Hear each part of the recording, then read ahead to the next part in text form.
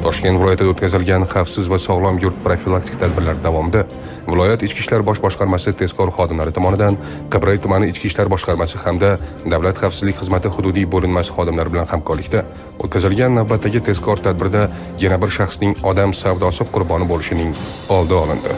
O'tkazilgan tezkor tadbirda Angren shahrida yashovchi 1971-yilda tug'ilgan ayol oson pul topish maqsadida o'ziga tanish bo'lgan 2003-yilda tug'ilgan qizni aldab, mo'may daromad topishga ishontirib, Toshkent xalqaro aeroporti orqali Rossiyaning Sankt-Peterburg shahriga fohishalik uchun olib ketayotgan vaqtida daliliy ashyolar bilan ushlandi.